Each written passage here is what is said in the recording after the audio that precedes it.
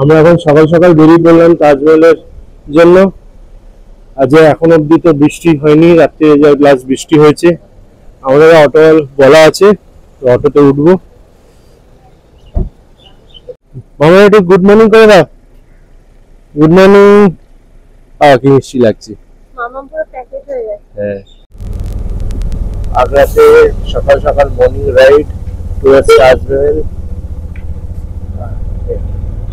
দেখো বৃষ্টিতে পুরো রাস্তা ভিজে, আর বেশ ঠান্ডা হাওয়া দিচ্ছে। মানে ওভারঅল সবকিছু খুবই ভালো লাগছে। জাস্ট আশা করছি যাতে যখন তাজমহলে থাকবো তখন যাতে বৃষ্টি হয় না। এই যে ছাতা নেওয়া হলো।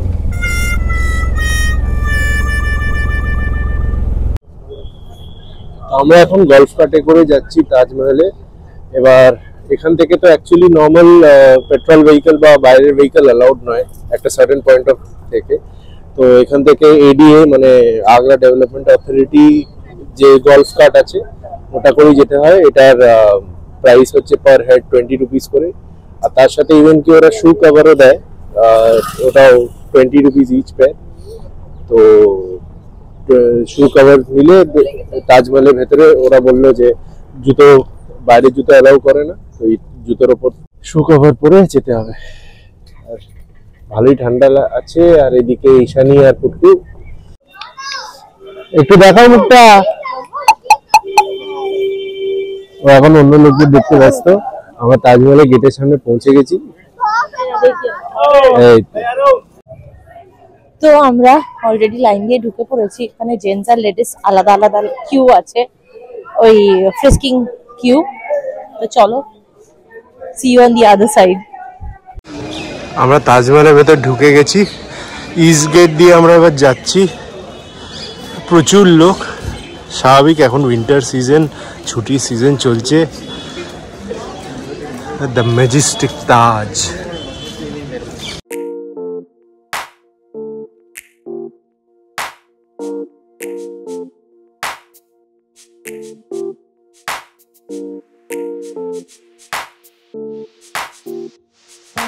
বাচ্চারা কিরকম ভাবে আছে আর এটা কিরকম ভাবে আছে। আমার পুকুরটাকে দেখো, কাতলা মাছের মতো শুয়ে আছে। জাস্ট দেখো কত লোক জাস্ট গিজগিজ করছে।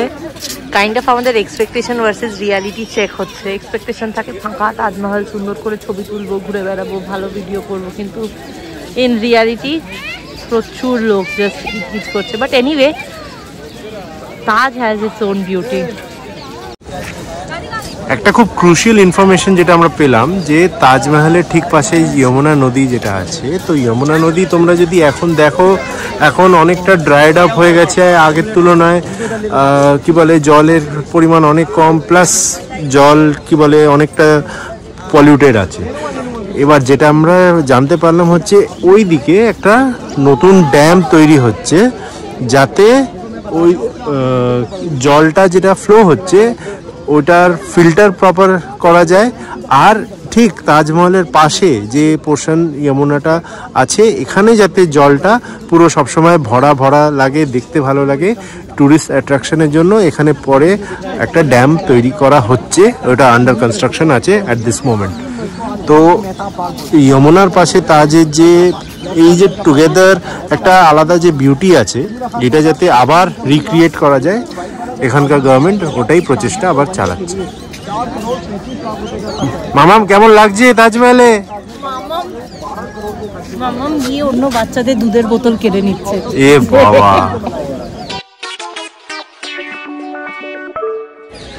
এই যে তাজমহলের গায়ে যে কার্ভিংস গুলো আছে, আমি তো ভাবছিলাম যে এগুলো হয়তো কিছু স্টিক করা বা সামথিং লাইক দ্যাট। পরে জানতে পারলাম এই সবগুলো হচ্ছে সেমি প্রেশিয়াস স্টোন, মার্বেলের মধ্যে কাটিং করে করে এই স্টোনগুলোকে ফিক্স করা হয়েছে। আর এটা সারা তাজমহলের সব জায়গায় আছে। Can you even imagine? এই গেট প্রতিটা গেটে আছে। মানে আমি তো ভাবতেই পারছি না যে তখনকার আর্টিজানসরা মানে how wonderfully they have created this. Indeed, this is one of the wonders of the world. With this, আমাদের ট্রিপ টু তাজমহল শেষ। এবার আমরা ওকে নিয়ে একটু হোটেলে যাব, ওকে স্নান করাতে হবে, তারপরে আমরা প্ল্যান করছি কোথায় যাব। আর পুরো ঘোরার সময় আকাশের মুখ ভার ছিল। যদিও তাতেও তাজমহলকে খুবই সুন্দর লেগেছে, বাট ঠিক বেরোনোর সময় দেখো সূর্য উঠলো। তো আমরা তাজমহল দেখিয়ে আমরা হোটেলে ফিরলাম, পুকুকে স্নান করালাম, আমরা নিজেরাও একটু ফ্রেশন আপ হলাম, আবার মোটামুটি ড্রেস চেঞ্জ করে টুকটাক হালকা ফুলকা কিছু একটা খেয়ে দিয়ে নিয়ে আমরা এখন অফ টু ফতেপুর সিকরি। পুকুটাকে দেখো খালি হেঁচকে উঠছে, তাও জল খাবেন না ম্যাডাম। মোটামুটি স্নানের পর ওর এক রাউন্ড ঘুম চাই, ইভেন ট্রিপেও সেটার অন্যথা কিছু হয়নি। ছোটবেলা থেকেই এরকম সবসময় ট্রেনে ট্রাভেল করতে করতে জানলার ধারে বসে রাস্তা দেখা আমার খুব পছন্দের ছিল। এটা একটা অন্যরকম ফিলিং। আজকে আমি রাস্তায় যেতে যেতে পাশে এরকম ট্রেন যাচ্ছে, আর এইটাতে সপ্তক খুব মজা করে একটা মিশন ইম্পসিবলের মতন ড্রাইভিং করে ট্রেনকে টেক্কা দেবে এরকম একটা ওর ইচ্ছে ছিল। এইখানে সপ্তক পুকুকে নিয়ে হাঁটছে, আমরা আপাতত যাচ্ছি। এই দেখা যাচ্ছে ফতেপুর সিকরি, মনে হচ্ছে ফতেপুর সিকরিতে আমরা ফতেহ করতে যাচ্ছি।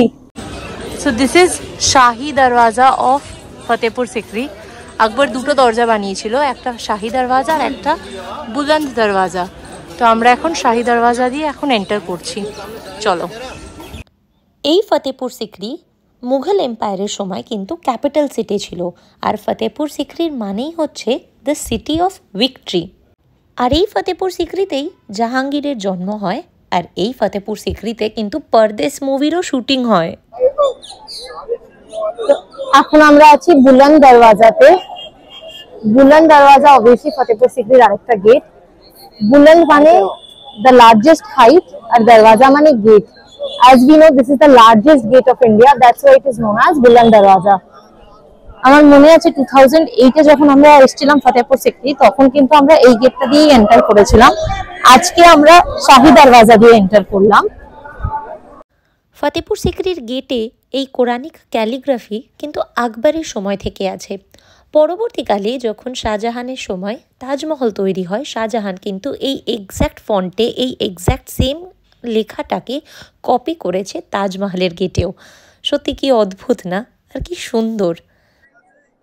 মামামকে এখান থেকে আমরা হ্যান্ডমেড ঝুনঝুনি কিনে দিয়েছি, ও এত খুশি হয়ে গেছে, আর লাইফে ফার্স্ট টাইম মামাম আমাদের থেকে কিছু বায়না করলো। মুঘল এম্পায়ারের পরবর্তী প্রজন্মে যারা ছিলেন তাদের কবরও কিন্তু আছে এই ফতেপুর সিকরিতে। ইনফ্যাক্ট এই ছড়িয়ে থাকা কবরগুলো কিন্তু তাদের ফ্যামিলি মেম্বারেরই। আর এই সেই টানেল যেখানে নাকি আনারকালিকে বন্দি করে রাখা হয়েছিল। আমরা সাইকোলজিতে অনেক সময় অপটিক্যাল ইলিউশন পড়িয়ে থাকি। সেই অপটিক্যাল ইলিউশনের কি সুন্দর নিদর্শন আমরা দেখলাম ফতেপুর সিকরিতে, যেখানে দেখে দরজাগুলোকে মনে হচ্ছে কি ছোট বড় আছে, কিন্তু অ্যাকচুয়ালি প্রতিটা দরজা is of exact same size and height. মামা মামা আর ফতেপুর সিকরির এই জায়গাটাতে নাকি নবাব আকবর প্রতি ফ্রাইডে নামাজ পড়তে আসতেন। এই যে ল্যাম্পটা আমরা দেখতে পাচ্ছি, একটা সময় এটা সত্যি সোনার ছিল, যেটা ব্রিটিশাররা লুটে নিয়ে চলে গেছে। অনেক ঐতিহ্যর সাথে সাথে ফতেপুর সিকরিরও নানা জায়গা থেকে নানা জিনিস কিন্তু ইন্ডিয়া হারিয়েছে। আমাদের সম্পদ কিন্তু আমরা নিজেরাই রক্ষা করে উঠতে পারিনি। আর এগুলো হচ্ছে লোকাল সিকরি গ্রামের লোকজনদের নিজে হাতে তৈরি করে বানানো জিনিস, যেগুলো ভীষণ সুন্দর আর ভীষণ নিখুঁত কাজ। यहाँ फतेहपुर सीकरी हम लोग खड़े हुए हैं। ये पूरा एक माउंटेन एरिया है, पहाड़ी इलाका। फतेहपुर सीकरी के अंदर बादशाह अकबर अजमेर की दरगाह से यहाँ नंगे सिर नंगे पांव पैदल चलकर आए थे, तो इन्हीं के आशीर्वाद से अकबर को बेटा मिला था। बेटे की खुशी में फतेहपुर सीकरी 1570 में बनाना स्टार्टिंग किया, 1582 में बनके कंप्लीट हुआ। जिस गेट से आप लोग अभी अंदर गए थे वो शाही दरवाजा किंग्स रोड, जिस गेट से बादशाह अकबर हर फ्राइडे के दिन अंदर प्रे करने के लिए जाते थे। फिर हमने सिस्टर दूसरा गेट देखा, वो ये मेन गेट बुलंद दरवाजा। उस गेट से एक्चुअली में लोकल पब्लिक अंदर एंट्रेंस होती थी। जो आपने दर्शन किए वो पीर बाबा सलीम चिश्ती का दरगाह है, और एक साइड में जो देखा आपने वो मॉस्क बना हुआ है, और दूसरी साइड जो मैंने बताया वो सीकरी एक रॉयल पैलेस था, दीवाने आम दीवाने खास। এই যে একজন দেখো ফতেপুর সিকরি ঘুরে খুব এক্সাইটেড, মোটামুটি ঘোরা বেড়ায় ওর এত নেশা যে ও ভুলেই যাচ্ছে ওর খাওয়া দাওয়া কিছু হয়নি, ওর কোনো ঘ্যান ঘ্যান নেই, ওর আনন্দ আর ধরছে না। ফতেপুর সিকরিতে খুব মজা আসছে, ঘুরেছে। সপ্তক অ্যাজ ইউজুয়াল ড্রাইভ করছে। আমরা আবার বেরিয়ে পড়েছি ফতেপুর সিকরি থেকে। আমাদের এখনো লাঞ্চ হয়নি, মোটামুটি 2টো বেজে গেছে। তো আমাদের নেক্সট টার্গেট হচ্ছে লাঞ্চ করা। তন্দুরি রুটি, পনির বাটার মশলা আর সঙ্গে গ্রিন স্যালাড, বাস আমাদেরও লাঞ্চ। তার সাথে পুকুর লাঞ্চও সর্টেড। আর ভর পেট লাঞ্চের পরেই হোটেলে এসে সুন্দর রেস্ট নিয়ে আমরা কিন্তু বিকেলের মধ্যেই বেরিয়ে পড়েছিলাম আশেপাশটা একটু এক্সপ্লোর করতে। দোকানের নাম Bihari ji sweet shop, location Fatehabad road. এখানে কিন্তু কুলহার দুধ থেকে মালাই রসগোল্লা সব রকমের ভ্যারাইটি অফ মিষ্টি অ্যাভেলেবল। এই রকম কুলহারের মধ্যে দুধ, তার উপর থিক লেয়ার অফ মালাই, তার উপর একটা লেয়ার অফ এরকম ড্রাই ফ্রুট ছড়ানো। তোমরা হয়তো দেখেছো আমাদের রোড ট্রিপ সিরিজে যে লখনৌতেও আমরা কিন্তু কুলহার দুধ ট্রাই করেছিলাম। তো আগ্রাই বা বাদ থাকে কেন? তো এইটা একটা নতুন আইটেম আমরা দেখলাম, এটা হলো মালাই রসগোল্লা। তো আমি জিজ্ঞেস করলাম এটা কি আমাদের রসমালাইয়ের মতো কিনা, বাট বললো না এটা অন্য আইটেম। তো আমরা খেয়ে দেখবো এটা। আমি একটা নিয়েছি, তো খেয়ে দেখি কেমন। আর তোমরা হয়তো দেখছো আমার মেয়েটা সব জায়গায় গিয়ে আমরা ঠিক যা যা খেয়েছি ও কিন্তু ইকুয়ালি আমাদের কোম্পানি দিয়েছে। ভালো, আবার দেখছি আমারটা আমি কি খাচ্ছি। আর খেতে খেতে ও যেরকম এক্সপ্রেশন দিচ্ছিল, আই এম শিওর ও এটাই ভাবছে। এবার কি আছে? এটা সত্যি অন্যরকম খেতে, নট লাইক আমাদের কলকাতার রসমালাই। This completely different. এটা একদম টেস্টটা অনেকটা আইসক্রিম, মনে হচ্ছে আইসক্রিম খাচ্ছি। এটা খুবই সফট, বেশ অন্যরকম খেতে।